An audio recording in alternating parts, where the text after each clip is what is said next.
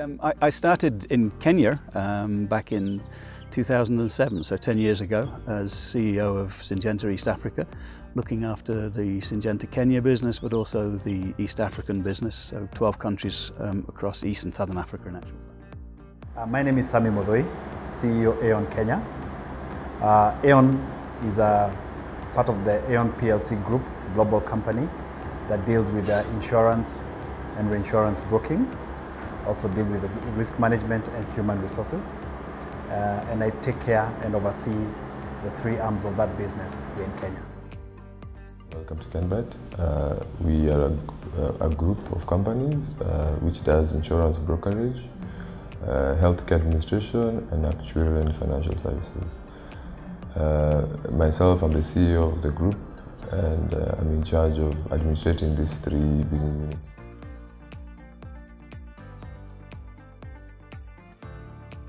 I mean, HR has always been an important player in the business as far as managing payrolls and pensions, and a lot of people think that's as far as it goes. You know, make sure you pay people, and when they leave, they've got something to spend. But I think that's underplaying the role. I mean, in most businesses, people are the most important resource that the business have. And the relationship that those people have with the customers, internally amongst themselves, whatever. And really the job of managing those people is obviously in the hands of the line manager, but the HR needs to play a very important supportive role, I think, in that whole management of people. So hiring people, encouraging people to perform well, ensuring you've got the right people with the right capabilities in the right place at the right time, and they're being properly rewarded. And I think that's where HR can play a very big partnership role in the business. For me, a business is composed of two things: capital and people. You can have capital, you have the mind to do things, but managing the people is what has constrained businesses from moving to the next level.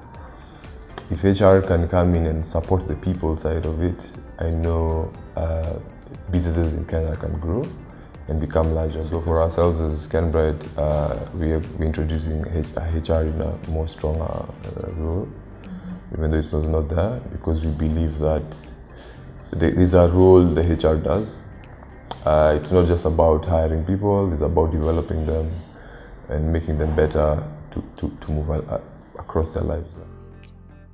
HR has significantly transformed over the years from when it used to be a mundane personnel management function to a strategic business function. In this new era, HR is seen as a business partner, is seen as an integral part of the business, as opposed to a simple support function which is divorced from the business.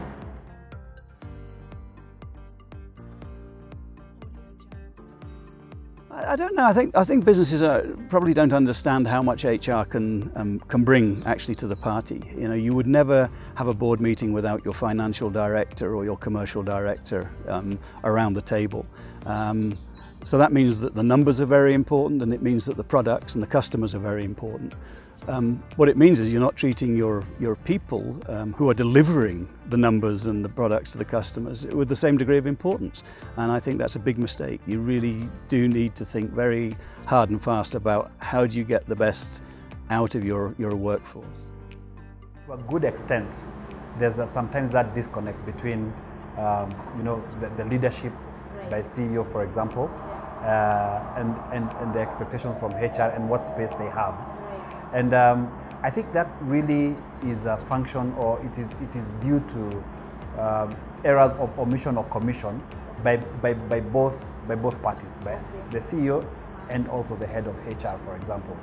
And it's also a function of history, because as in the past, what has happened is, as I mentioned earlier, HR used to be a function that is just an administration function. We're doing the mundane day-to-day personnel management work, record keeping, you know, managing leave days and that kind of thing.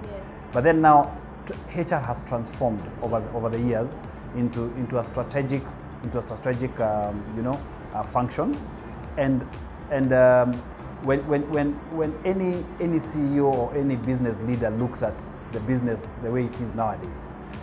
You have to accept that the most important capital that you have is actually not your balance sheet. It's not your physical assets. It is your human capital, because it is human capital that drives all this. So if it is your most important asset, how then can it not have a seat on the strategy table? So again, that obviously depends on an organization's leadership and how they view the future. On the other hand, if HR has traditionally not stepped up to assist the business achieve results in a particular organization, again, either due to the culture of that business or due to the person who's involved, you'll find that there'll be less respect and less expectation and less space for the HR function in that particular organization's strategic table. The reason is very simple. HR has not been considered an input to the profitability of the company. Sales functions have been considered a critical role. Marketing have been considered. So as long as HR does not position itself to be part of the profits, whether it's developing people, creating strategies for improving productivity per person, just enhancing the company's growth, it will always be looked at as a third-party support function. And as long as that day doesn't come, HR may not be included in the board, because the role of the board is to improve shareholder value. And if you're not seen as improving shareholder value, then you need to restructure and see how can you do that.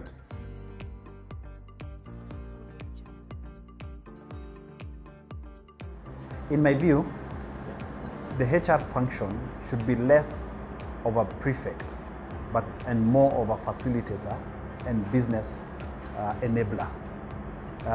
HR should actually transform itself, or it should be in the business of people leadership.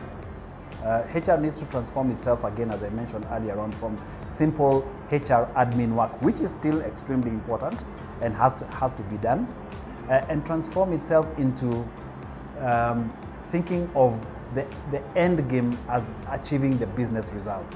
So they look at what can they do to facilitate the strategic goals of the company, the business results of the company in the short and in the long term, by proper management of the most important resource that company has, which is human resource. So if they participate more in a direct causal relationship in delivering of business results and delivering of strategic goals, then obviously they will carry out activities that will earn them a seat on the high table, so to speak.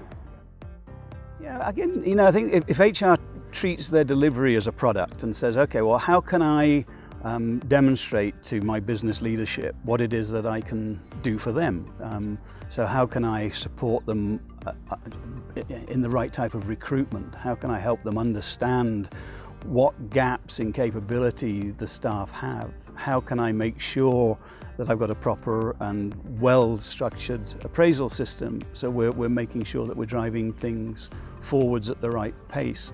How can I help the organisation understand what gaps we have and how can we best fill those gaps? And then back to rewards, how are we rewarding people properly? Are we giving the right level of training and support? If we have conflicts in the organisation, are we managing those conflicts effectively? And basically, drive that whole human capability better. And be a proper partner. We use the term business partner frequently. What is a business partner? It's somebody that partners with the business to help ensure the delivery. I think they need to understand not just the personal elements. I think they need to understand productivity. What makes a company productive?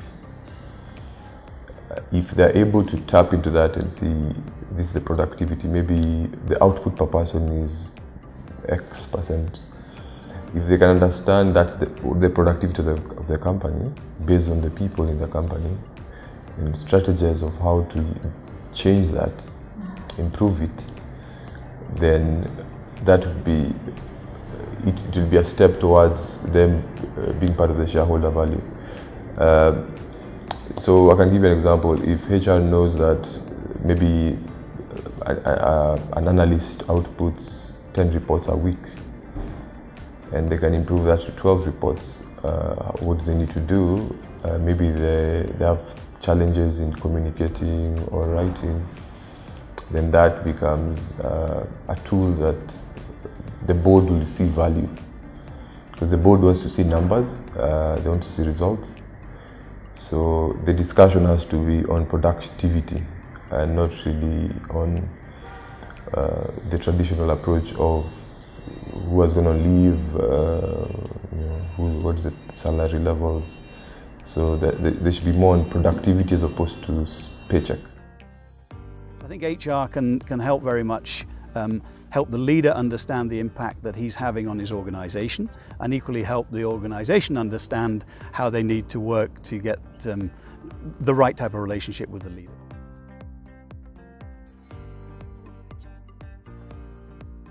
I think really to understand that HR is a very vital part of the whole organisation, that the type of support that's given, this whole area around getting the right people in place, helping me understand what it is that I need to be able to deliver, get the capabilities right, understand where the gaps are, helping fill the capabilities, really working very closely with the HR business partner and helping them interact with the rest of the business, so that the leadership team in particular understands that HR is a very, very important component of the business, that they take it seriously, that they are welcomed at the boardroom table, and it's basically used as a really important function to support the delivery of the business result.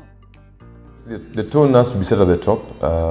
If that is not there, then HR or any other function, whether it's finance or accounts or audit, may not have space. So the CEO obviously has set the tone at the top to say that this is a function that should support the business, and only then can the HR as a function develop. Obviously, if the tone is not set, then it means that it will be a struggle for the function to take its place. It will be relegated to administrative tasks of looking at leave, payroll, and basic training. It will not be including the budgeting of the company, productivity setting, and other areas. So this is very critical, obviously, in terms of setting the tone at the top. Obviously, the board is even more important in setting a company-wide strategy to say that this is what we want to pursue. Ultimately, the responsibility lies with the CEO, because if a CEO's HR function or HR director or HR leadership does not work, it is the company that will not work. So this responsibility actually really lies on the CEO. And it's for the CEO to facilitate for the success of the HR function. The first thing is involve HR, your HR team, or we need to involve the HR leadership into all business planning, from strategic planning to annual business plans, and to even the usual management review meetings. HR has to be an integral part of all those conversations. The CEO needs to facilitate HR to be a thought leader, in the HR space, and that will not be done in your normal day-to-day working agenda. There needs to be a deliberate push towards enabling HR be a thought leader. So, facilitating adequate material, adequate, engagement with other thought leaders in the industry, and that kind of thing.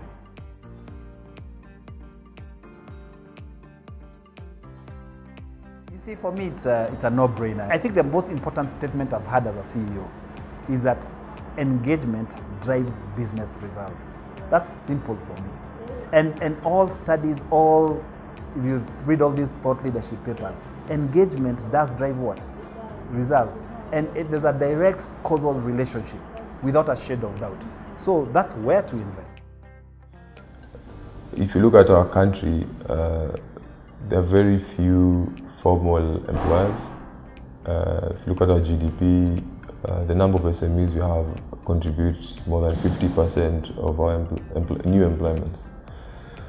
Now, if those SMEs are not able to grow, then essentially you're looking at 50% of employers in Kenya. And what that does is that it constrains the overall productivity. As you're aware, the average age for Kenya, the median age for Kenya is 20 years old. So we've not yet seen unemployment as we would.